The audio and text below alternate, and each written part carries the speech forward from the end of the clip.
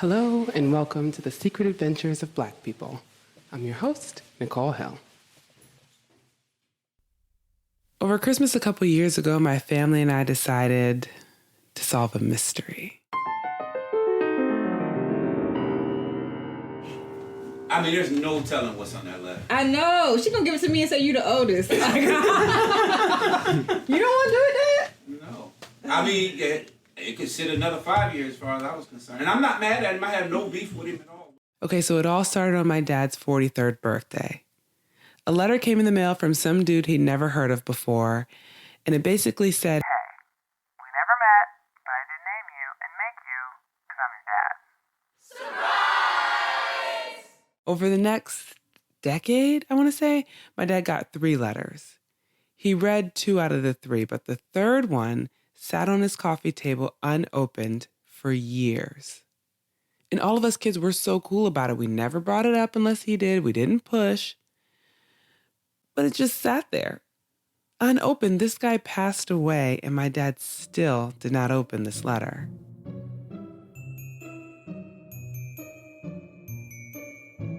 Finally, Christmas 2018, we, the daughters and grandsons and future son-in-laws and wife of my father, unilaterally decided it was time to open this letter and read the last words of our would-be grandfather. Like, as a little kid, people did what I said. Like, school was just so easy. Like, I got put up. I graduated early. Like, things just came easy, always. And that's why I always thought, okay, my kids are going to be special, because I didn't have any nurturing. So it's like, if I just support them and give them what they need, like, they're going to be special, because they're going to get it. Like, I got it, but I don't know how to use it.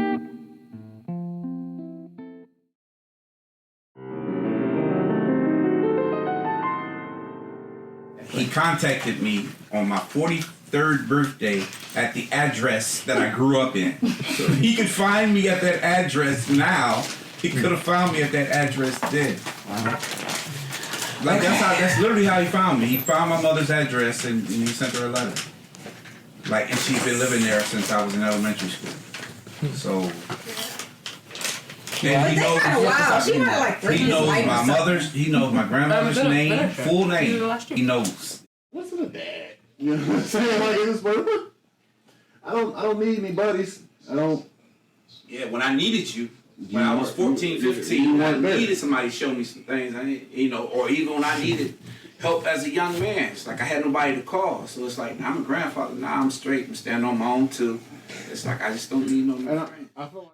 Did he ever say why he stayed away? Because listen, I wouldn't put it past them. Yeah, he said he was in prison. Okay. He said he did 10 years in prison. He did Let's count for 10 years. He said he did a small stretch, then he did a 10-year stretch. He said he was on drugs. He said he moved to Georgia. He said, he was just living. When he first contacted me, he was actually living in Georgia, moving back to Michigan. And he said the house that he was moving to was like a vacant house that his parents left to him. Well, they left it to the family, but everybody else was dead. So when the last person died, he moved back to the house. And he started calling me, asking me for money to get the heat turned on and like all of these different things. And I'm like, in 60-something years of living, you haven't made friends with... Like, I'm a stranger. Right. Like, it should be somebody... I should be the last person you call, not the first. Yeah. So when he started asking me for money, I actually talked to Angell and I was like, I actually have it. He caught me at a good time because I actually have it. But should I send it to him? And I was really wrestling with it. And right when I decided I was going to send it, he called and left me the craziest voicemail for not sending it. And I was like, okay, you're done. You're done.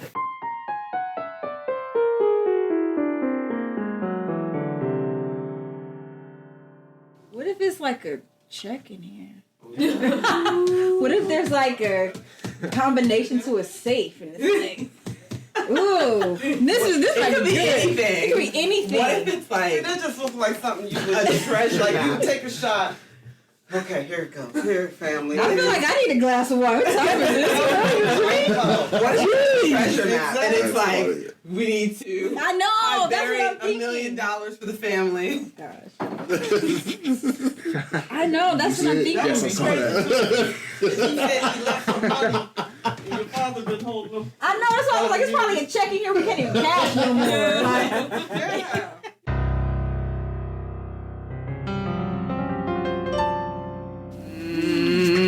It's no money. Let's not bother reading it then. How many pages? 2. Okay. 2 one-sided. Okay. All right. Well, Guy, I hope this small piece of paper finds you doing well and 50 years young, because you are only just begun. And that's the truth, son. You've only just begun. These first 50 years of yours have come by pretty fast. These next 25 will go faster. Or I should say, from 50 to 68, the next 18 years will go by pretty fast. I had my 68th birthday April 26th. I was still 17 when you were born. Just a little boy. Smile. I'm the last of the family of 10, and I miss every last one of my brothers and sisters. We all were very close, but we were raised up to be that way. Troy, keep your children as close as you can and let them know that you love them. I envy you so very much. I may have heard from Todd 3 or 4 times this year. I hear more from his boys than I do from him. But like people say, to each his own. If it's not too much to ask, I really would like for you to send me some pictures of you and your family. If I remember right, it seems like you told me that I'm a great-grandfather. I think that this must be the little Superboy that you told me about. I wish you love, joy, great health, and happiness. I may not get to see any of you in person again, so at least send me a few pics, okay? Thank you for taking the time to read this. If you send the pictures, I'll send you some of the poems that I wrote. You know how old people can be. Hell, you should be happy. I could have been an axe murderer. Parentheses smile. Happy birthday. It was so beautiful. and like axe murderer is like bold. That's not a bad last letter to leave off on. Like, it was just like, no. It was kind of a final letter. Yeah, it did. Kind of like, love your children. Right. Yeah. I envy you. I have, Yeah. Yeah, I didn't get the envy part. Like, how can you? And you don't even know me. Because you were close with your family. Yeah. He's what you better wasn't. than who You're he what is. you wasn't. Because he said that, and then he said, keep your kids close. That was a really good Christmas. Is in here on the floor. Yeah, laid out. Out cold. No. He laying on the floor in front of the TV, arms out, knocked out. Yeah. Xavier, He's going to sleep.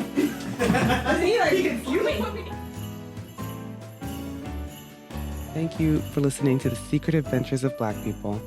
I have to shout out the many people that have listened to this episode so many times in so many iterations. I could not have done it without you. That's Talia Bender, Cassandra Assefa, Amy Saidman, Lizzie Peabody, Ronald Young Jr., Lauren Jordan, Precious Jenkins, Simone Webster, Mark Pagan, Ilana, Nevins, and my little sister, Shonte Hill. I think that's everybody. Shout out to the creatives who are adding your music to Epidemic Sounds and Blue Dot Sessions. You're the real MVPs. I wrote and produced this episode. I'm Nichole Hill. You can follow the show on Secret Adventures of Black People on Instagram to find out about future episodes. And until then, the Black adventurer that I know you'll love is Yamale Toussaint Beach, and her organization Stem from Dance. On a beach in Greece, this dancer-engineer, gorgeous friend of mine pitched me the idea of starting an organization called Stem from Dance, which would tackle challenges around diversity in the STEM workforce by combining elements of science, technology, engineering, math, and dance. All these years later, hundreds of kids have completed her curriculum. She's hired a staff, and she's doing her thing up in Brooklyn.